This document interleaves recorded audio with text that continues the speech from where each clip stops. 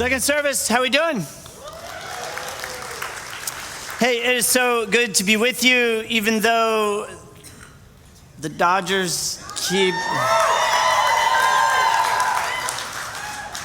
Okay, for those of you that don't follow baseball, what I'm about to say next is not going to matter to you. But for those that do, I got to say, for as much as I really don't like the Dodgers, Game 1, Freddie Freeman, grand slam, walk-off, is that not why that's God's game, right? Baseball is God's game. So, hey, speaking of sports, though, this is also big week for Visalia High School sports. We've got the rivalry games, Battle for the Saddle, and Cowhide coming up this Friday. So, I mean, we have some Whitney people in the room.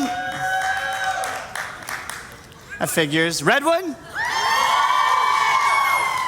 Golden West?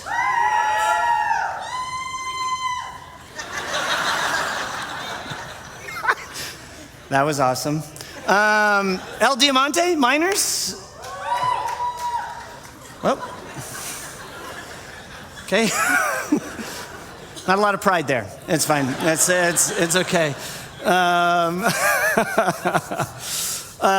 Hey, we are starting a brand new series this week, Becoming Yourself, and we're just looking at, how does this concept of God's grace sort of heal and restore our wounds and help us really sort of live into and out of the truest version of ourselves? And as I was thinking about this idea in our series, I just kept coming back to a movie I watched recently with my family. It's Pixar's latest, Inside Out 2. Have you seen this? Have you seen this movie? If you've not seen Inside Out 2, you probably haven't seen Inside Out 1, and you've got to reevaluate your life choices, because these are really, really good movies. And so just to catch everybody up to speed, these films sort of track the internal intricacies of our emotions, and it's all centered, the whole plot is centered around one young woman named Riley. In movie 1, Riley is a child who's moving into her tween years. In Inside Out 2, Riley is now a teenager facing all these new emotions and challenges as she navigates the complexity of growing up and adolescence in those teenage years. And if you could just, for a moment, to understand Inside Out 2, just think about those times in your life where your internal world has been so disordered and noisy that it's begun to impact your external world, how you behave and how you're interacting with other people. That's what's really going on throughout the movie Inside Out 2 with this young lady, Riley.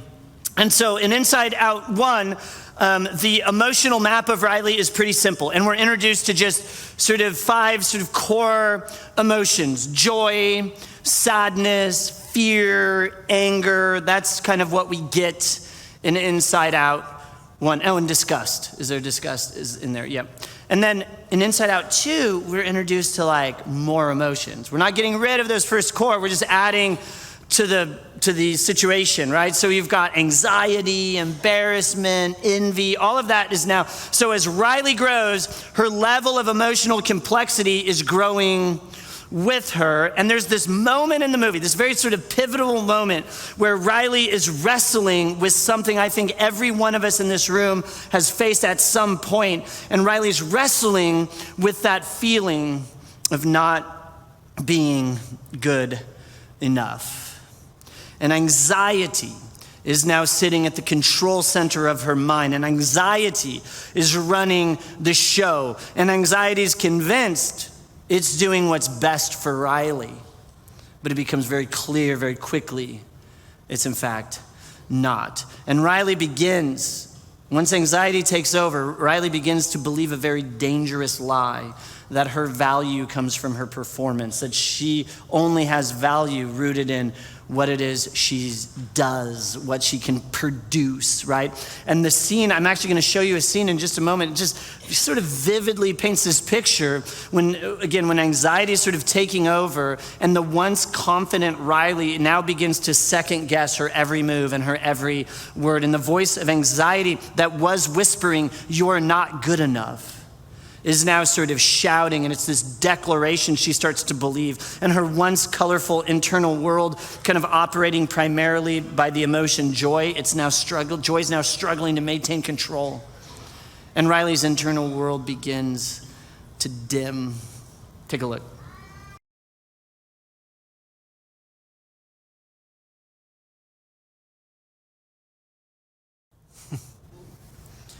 I'm not good enough. I'm not good enough. I'm not good enough. All of us, at some point or another, wrestle with the feeling of not being good enough. And maybe it's because someone said that to us, or maybe it's just kind of this nagging voice in our mind that we sort of created. Right? The first thing, think about it. What's the first thing you do when you fail? When you fall short? When you don't meet even your own expectations? What do? Well, we start to question our abilities. We start to question our worth. And the voice of I'm not good enough, the volume sort of gets turned up on that voice, right? We tend to question everything about who we are, right? And this happens not just, it can be anything. I was thinking about those times somebody maybe has, you had lunch plans or something, and then somebody called and they just had to reschedule lunch, or they canceled lunch. Our first thought typically isn't, oh, they're busy. What do? We actually personalize the rescheduling of lunch. Now we're thinking, what did I do wrong? What's wrong with me? Why don't they want to have lunch with me? There's this like whisper of rejection that can just pop up in almost any situation. And we begin to doubt who we are and our worth. And it could be literally anything. I think for a lot of us, it's our bodies, right? We look in the mirror and we're not happy and we feel like we're not measuring up. Maybe it's just the family of origin we grew up in, or even the current family we're in, and there's just a lot of dysfunction, and we just think, well, I'm never gonna measure up to all those wonderful, perfect families that I see at church. And I know a lot of you, trust me, there's nobody's perfect here, right? Nobody is. For others, it could be finances. Maybe it's a habit, an addiction, can't seem to break, right? It's really everyday little moments. It's so easy to just feel like we're not keeping up. And this has been so well documented. Social media is not helping. All these well-curated reels and posts of perfect people doing amazing things, right? And we start doom scrolling, and we're like, oh, there's another example of why I'm terrible, and there's another example of why I'm terrible, another example, and pretty soon it's like, yeah, the volume on that I'm not good enough voice is pretty loud.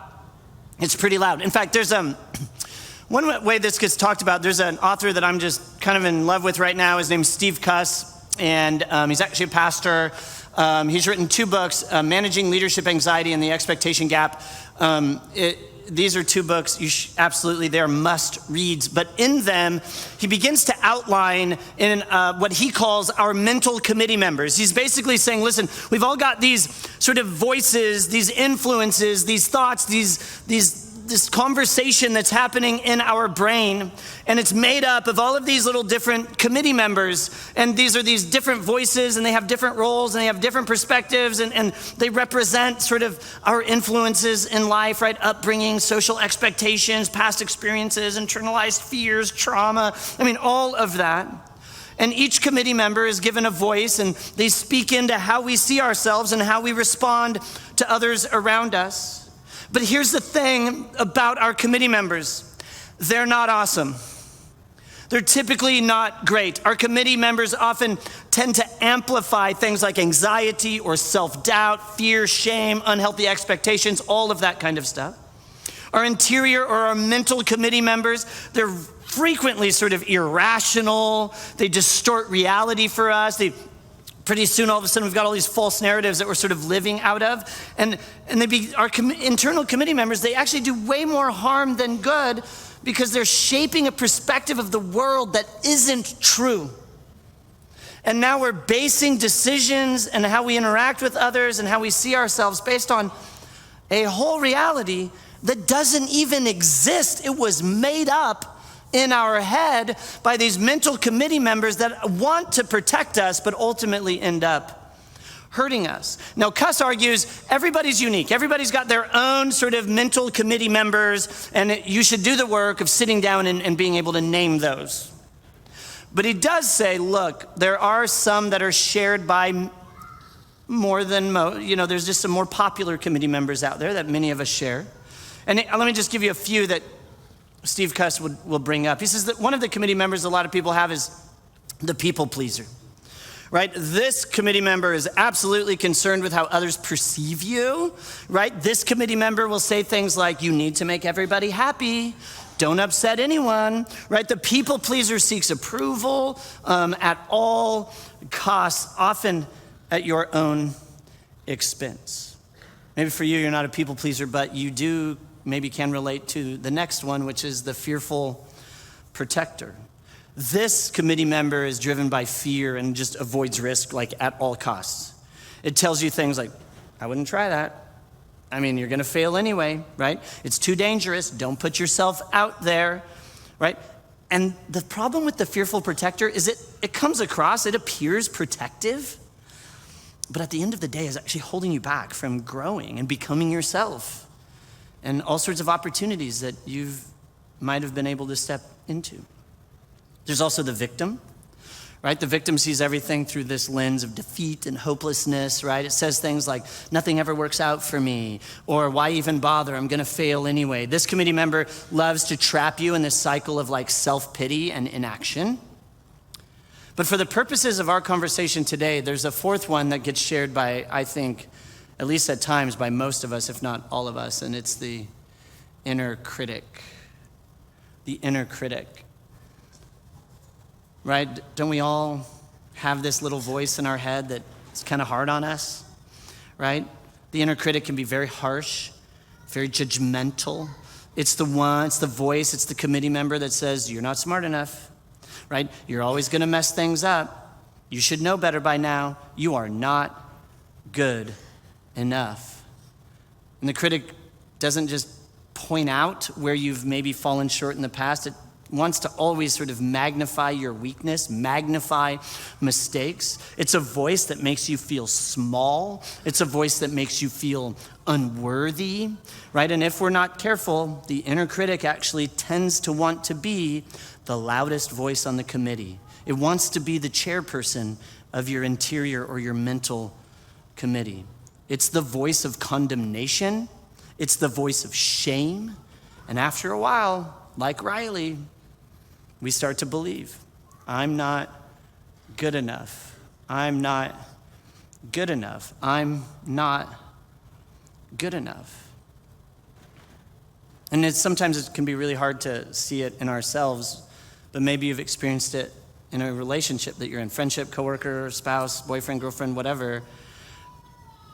You offer encouragement and it's not received. Have you ever experienced that? Where you're like, oh my gosh, like you're so awesome, or I love you, I love this about you, or whatever, you're amazing, you did a great job. And it just feels like there's Teflon there, it just sort of like bounces off a little bit, and you could compliment all the time, you can offer reassurance, but it just never seems to be received, and it's never enough, and you keep wondering, what is going on with this person? Well, probably what's going on is their inner critic is the chairperson of their mental committee, and the volume is turned all the way up, and they're pretty much the only one talking, and so they don't really even have the capacity at this point to believe what you're saying, that they might actually be good enough, that they might actually be okay, that they might actually be worthy and worth caring about and loving, right? Our inner critic oftentimes becomes the chairperson and has the loudest voice in the room. And I think, this is where I think the Christian story has real value. So if you're new to Christianity and you're kind of wondering what's going on with this whole Christian thing and why people show up to church every Sunday and it's like a whole thing. Well, the Christian story's got a lot of layers. I think at the very least, the Christian story is really helpful when it comes to quieting our inner critic. You may not know this, but sitting right at the heart of what it means to be a Christian, a Jesus person, is the idea of replacing and retiring mental committee members like our inner critic and replacing the inner critic with Jesus and allowing the voice of Jesus and his love to begin to shape you into who you are always meant to be. Being a Christian is about learning to grow in our ability to let Jesus be the loudest voice in our heads and in our hearts. Following Jesus is about learning to let Jesus be the chairperson of our mental committee. But for that to happen, there's actually one concept that gets talked about in the Christian scripture. We call it the New Testament. There's one concept that if you've been around church, I'm not going to say anything new today, but I hope maybe we begin to connect it and provide some connective tissue that maybe lets it sit a little deeper today. And maybe for those of you that aren't Christians, this might all be brand new information, but it's really, really important information, because if we don't understand what I'm about to talk about, we really are not going to understand Christianity on any level. We're going to miss the whole point. And it comes from, what I'm about to share with you, comes from a very early convert to Christianity. We talk about him a lot around here. His name's Paul. Sometimes today we call him the Apostle Paul. Some traditions, even Saint Paul. And Paul was an early convert to Christianity, and he's a prolific writer and thinker. And in fact, most of Christian scripture is his. I mean, they're his. It's a bunch of letters he wrote that survived history, and now they make up the Christian scripture. And what's so fascinating about Paul is prior to him being a super Christian, he was kind of a radical Jewish religious leader who saw this new sort of upstart Jesus movement as dangerous, as something to be dealt with. It was a threat to his faith, the ancient faith of Judaism. And so Paul took it upon himself to do something about it, and he began arresting and torturing and imprisoning, and in some cases even executing people in the name of God. If they were running around claiming Jesus, he was going after them. But then Paul has this moment where he has this real experience with Jesus of Nazareth, and it changes him. But here's maybe what we don't think about. We think, oh, wow, crazy guy running around killing Christians is now a Christian. That's a great story. But think about that transition. The community that he was attacking, he is now a part of, right? He's a part of the community whose fathers and sons and cousins and aunts and sisters and mothers and daughters he had arrested, imprisoned, and in some cases executed in the name of God. And now he's going to church with those people. And he's having to look them in the eye. When I think about our inner critic, and when I think about the voice that says, I'm not good enough, if there's anybody that had the volume on their inner critic turned all the way up, it had to have been this guy, Paul. As he shows up at church and sings songs, standing right next to the people whose kid maybe he had killed. When he lied down at night and put his head on the pillow and all got quiet, there's no way he didn't hear the screams. There's no way he doesn't remember the look on their faces. There's no way he can't still relive the horror, the terror. I can't really, honestly, even imagine. Think about some of the awkwardness maybe you feel here at Neighborhood because you're in conflict with somebody here, or maybe your ex comes here, or whatever, and you're like, this is awkward. Not compared to what Paul dealt with at church, right? Can you imagine how loud his inner critic was? And here's the great thing. We know all of this because he doesn't ever deny any of it. In fact, in his letters, he writes about it. He talks about it. We're told about it. He's very honest. He's never trying to smooth out the rough edges of his story. He's just like, yeah, that was me. Somehow, and here's the thing, somehow Paul found a way where he didn't have to hide from that. He didn't have to lie about it. He didn't have to smooth out the rough edges. He was able to sort of step out into the light and own it all and share it all and leverage it as a story to change other people's lives. What did he come to know that maybe you and I knew once but have forgotten, or maybe have never known? What did he know? How was he able to do that? He tells us in one of his letters that he writes to the Christians in Rome. This is about the year 60 or so. And here's what he says. He says, therefore, there is now no condemnation for those who are in. Now Christ, remember, Christ is not a name, it's a title. It means king. Therefore, there is now no condemnation for those who are in King Jesus. There's no condemnation for those who just say yes to Jesus and allow him to run the committee in their minds. There's no condemnation for those who say yes to Jesus' kingship in their life. There's no condemnation. The inner critic no longer gets a say anymore for those who are willing to sort of submit to Jesus and his way of love. I was actually, when I was thinking about this, I was reminded of just a crazy story that's actually kind of connected to the valley. It's a story of a soldier who was a Nazi. He was a Nazi soldier. His name was George Gartner. And George Gartner in 1943 was, during World War II, was captured by British soldiers. And he was handed over to the Americans. And you may not know this, but during World War II, we actually brought a whole bunch of Nazi soldiers to America and put them in prisoner of war camps. And this is what happened to George Gartner. And he was actually sent to Camp Deming, which is in New Mexico. And he's thinking at this point, I've been captured, I'm condemned. I'm a prisoner of war. I was part of the Nazi war machine, and for the rest of my life, I will live out as a condemned man. But here's the thing. George, in 1945, escapes from Camp Deming. He slips past a guard, he lifts up a fence, and he jumps on a passenger train. And the passenger train takes him all the way to California. Well, you can imagine, 1945, this happens, U.S. Army, massive manhunt, right? FBI is involved. George Gartner actually remains on the FBI's most wanted list for 40 years, right? It was like a whole thing. But once in California, he doesn't know what to do, and so he just finds work as a day laborer, even working at farms, different farms in Fresno, California, just up the road. George Gartner hung out for a few years.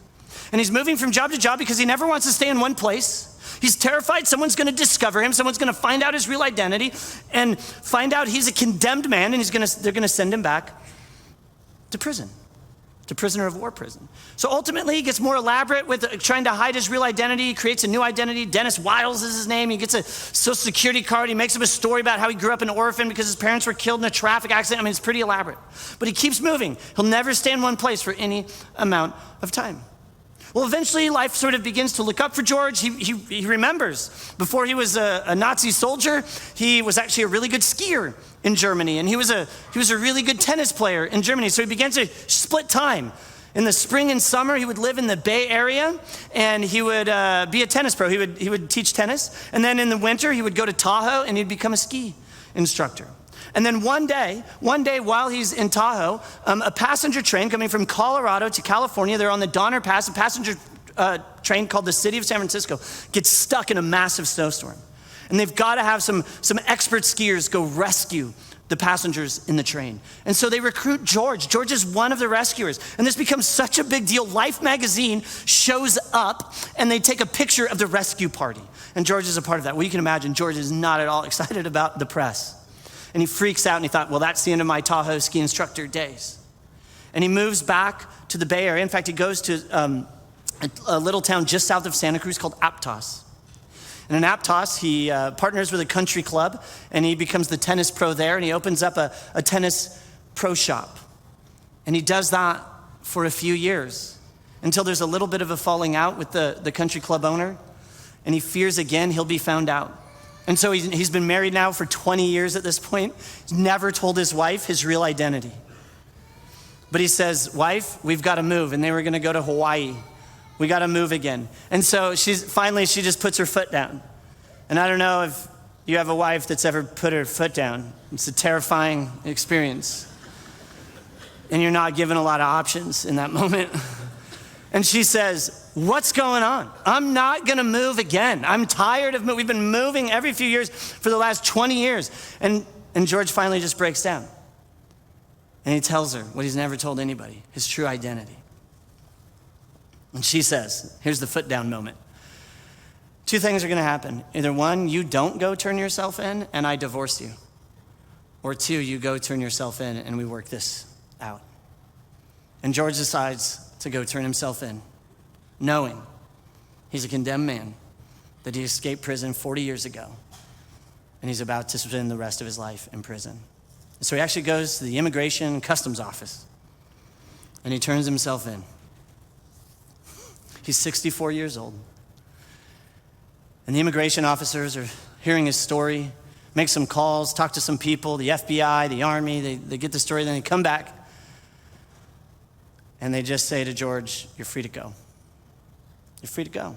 More than that, they say, here's a U.S. passport. You're now a citizen of the United States of America. And could you imagine that moment?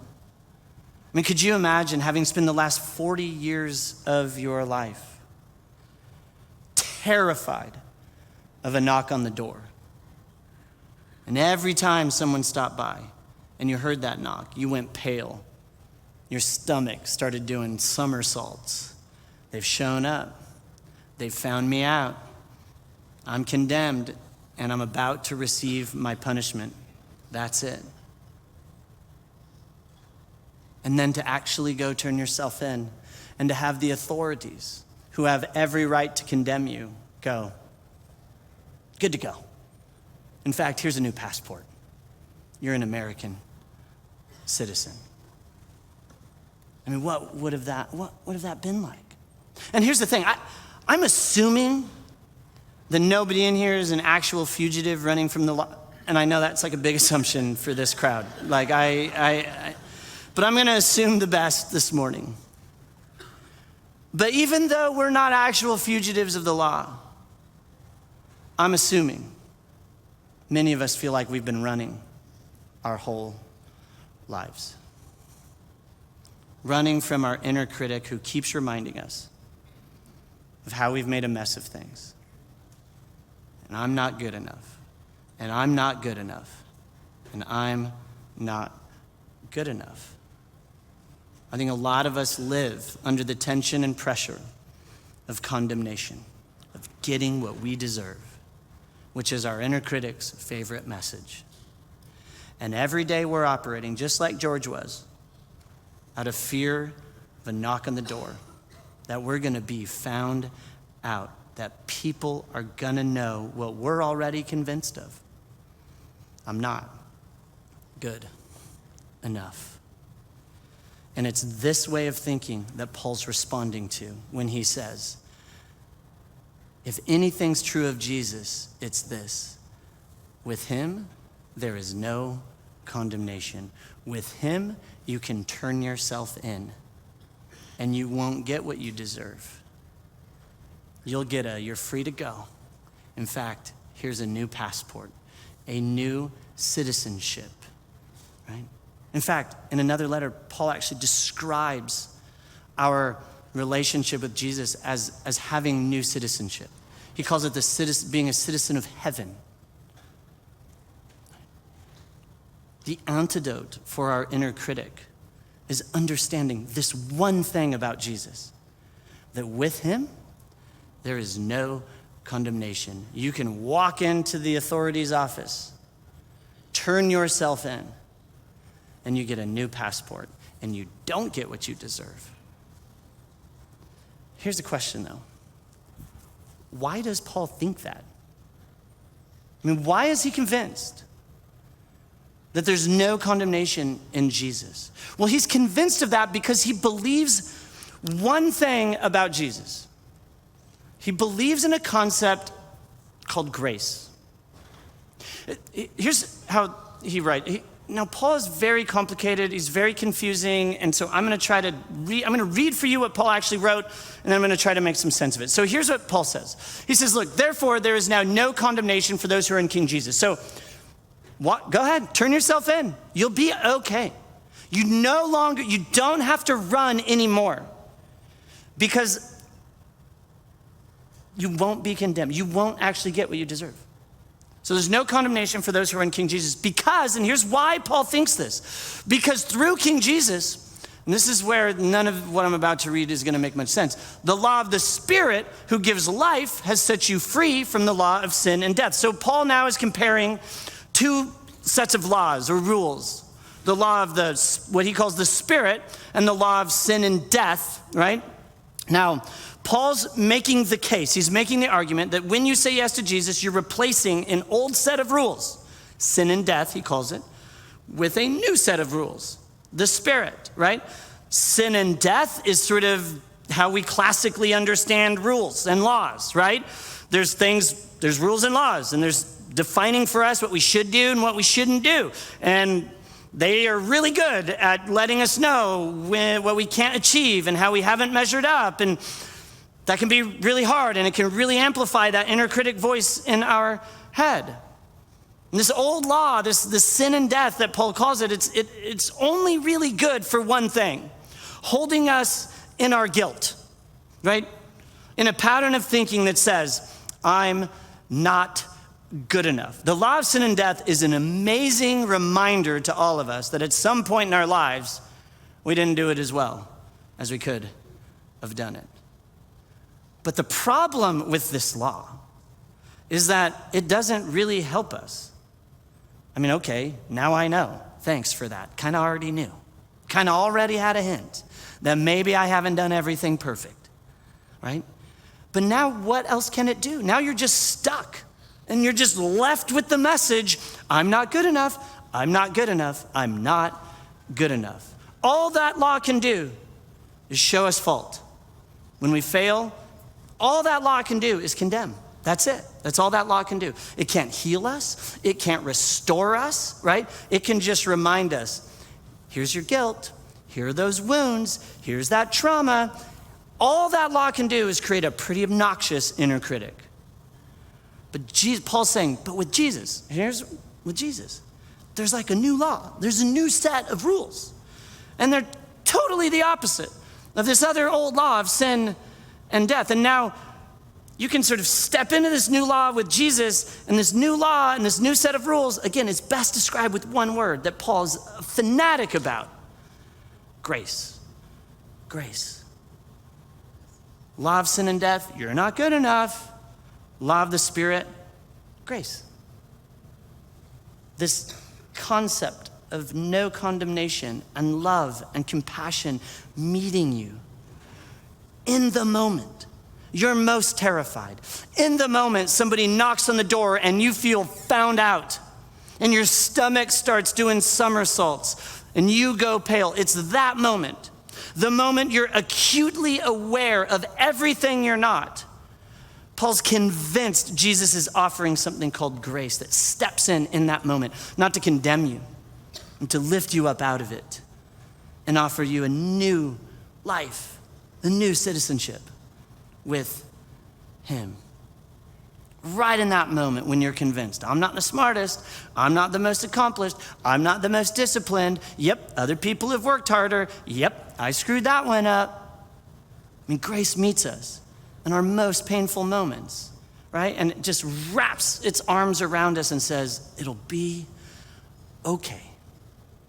We can move through this together.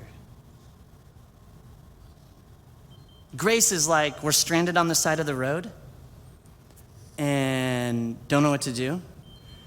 And we didn't pay our AAA membership and nobody's coming. And then Jesus pulls up and says, what do you need? What do you need? Grace liberates us to own all of the pieces of ourselves we don't love, or that we are having trouble making sense of. And because we can own it, it quiets our inner critic because we're not hiding. We're not trying to smooth the rough edges. We're just able to turn ourselves in. And on the other side of our confession is somebody just, okay, here's a new passport. The law of sin and death, that old law that Paul's convinced used to exist, it just keeps us from hiding and gives our inner critic this microphone reminding us, you're not good enough. You're not good enough. You're not good enough. And Jesus just steps in and says, no. I mean, maybe not. I mean, after all, who is good enough all the time? But it's not even the point. The point is, you're loved. We can work this out. You can stop hiding. You can own it all, and it'll be okay. Okay, so Paul believes there's no condemnation. Why does he believe that? He's convinced of something called grace, this new law of the Spirit, he calls it, that's replacing this sort of old law that just wants to kind of wreck you and keep you wrecked.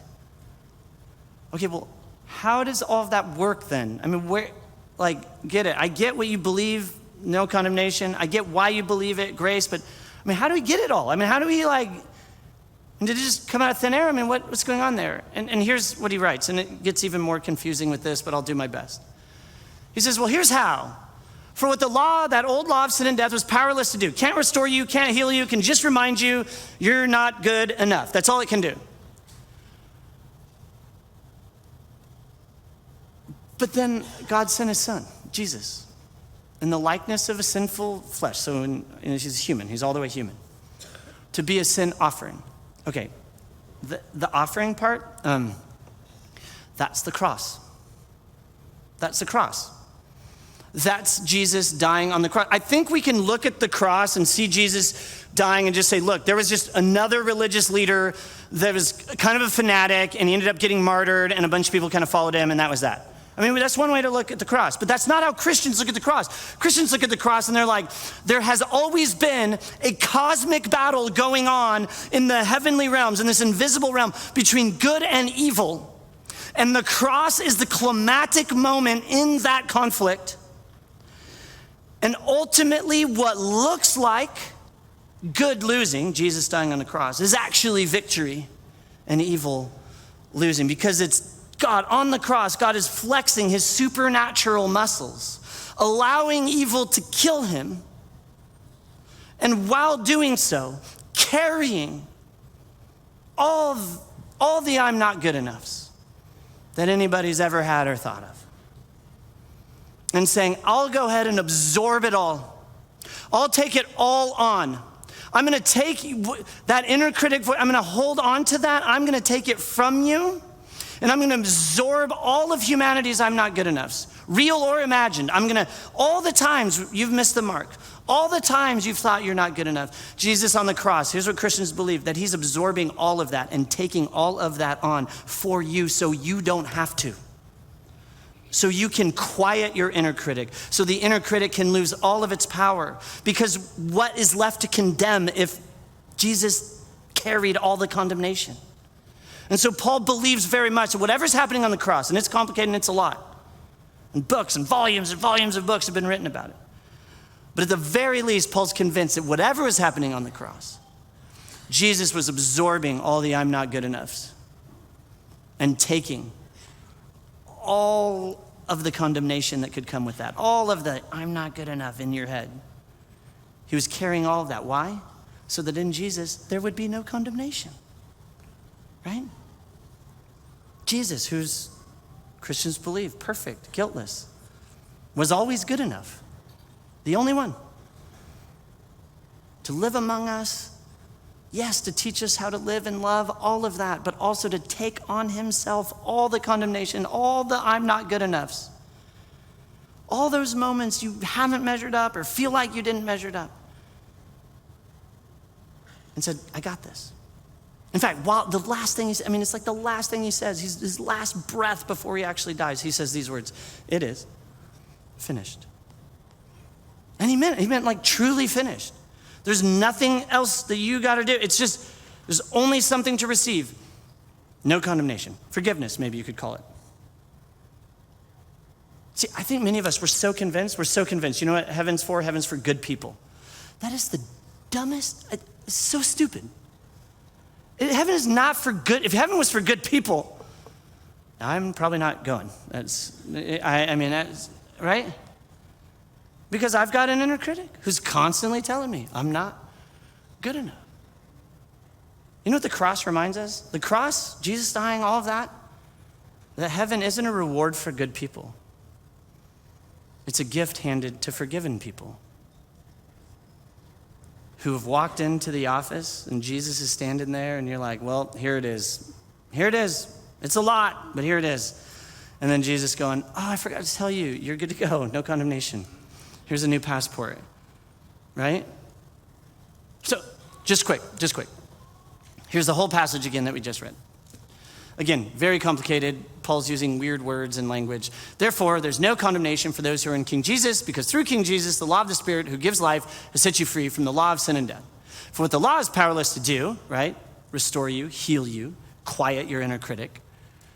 Because it was weakened by the flesh. God did, but God was actually able to do that. Well, how did he do it? Well, by sending his son, who ultimately would offer himself up on a cross and win the battle between good and evil and take away the power of your inner critic. So if I could explain that passage as simply as I can, I would say, this is Romans 8, verses 1-3, by the way. Result, Paul's convinced there's no condemnation. Why is he convinced of that? Because of grace. Well, how did you get grace? The cross. Our inner critic has us absolutely convinced, I'm not good enough. I'm not good enough. I am not good enough. But Jesus is like, I want to can I be chairperson of your mental committee? And if I'm chairperson, I have a new message. You're loved. You're loved. You're loved, and there is no condemnation. What's the Christian story? I'm sure we could talk about it a lot. There is no condemnation in Jesus. That's it. That's the Christian story. You're free to come out of hiding. You're free to stop listening to the inner critic. You're free to stop beating yourself up. But Forrest, I'm not good enough. I mean, really, Forrest, I have blown it. My inner critic actually has a point, right? Okay, maybe, but nobody's good enough except Jesus. It's why he came. Even if your inner critic has a point to make, its power, its grip on your life is gone with Jesus. And now you're free to step into everything God created you to be, to become yourself. Because that voice, that condemning voice of you're not good enough, it's gone. There's no condemnation. The craziest thing Christians believe, and Christians believe some crazy stuff, no doubt.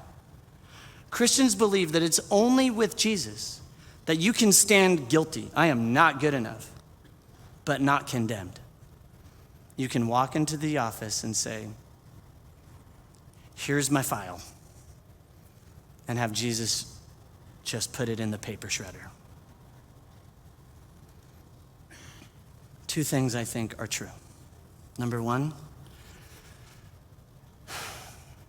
for those of us, I think, that maybe grew up in church and maybe in that's law of sin and death. That's like, you're not good enough. For those of you that grew up that way, I think it's often easy to convince ourselves maybe we are good enough and then point to other people we think aren't good enough and then tell them how not good enough they are. That's called religion. And that's not Jesus. And so us pointing the finger at somebody else because we think they're not good enough, we think we need to be their inner critic, stop.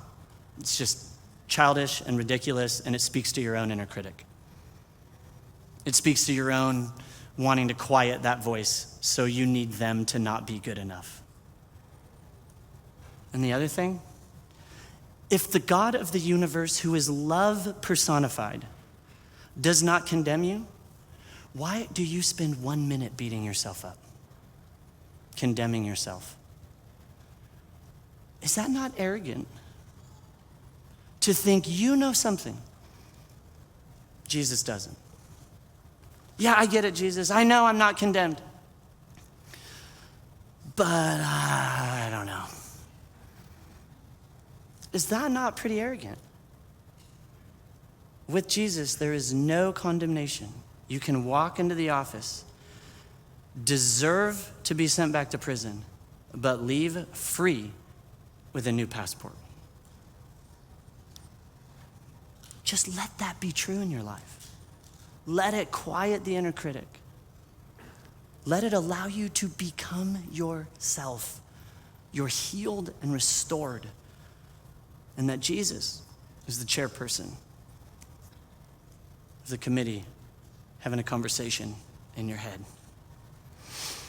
How are we doing? We okay? Yeah? All right.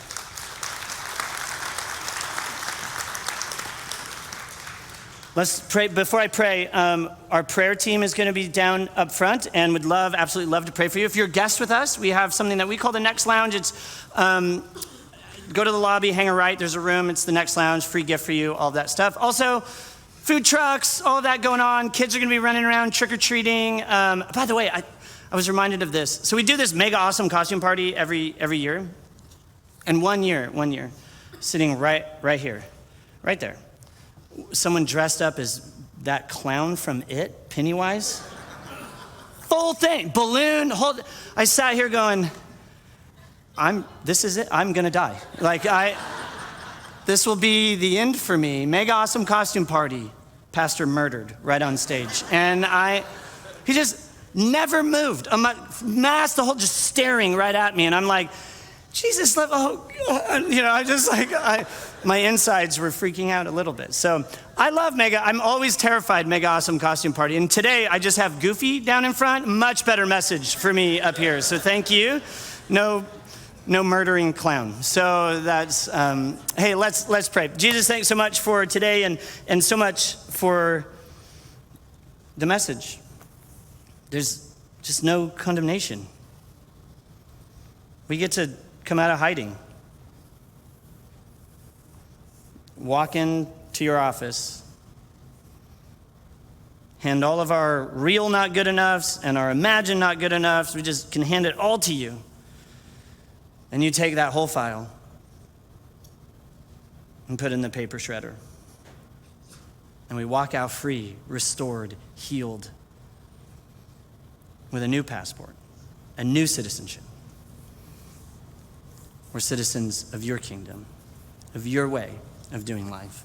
Jesus, we love you, and it's in your name we pray. Amen. Thanks, guys. We'll see you.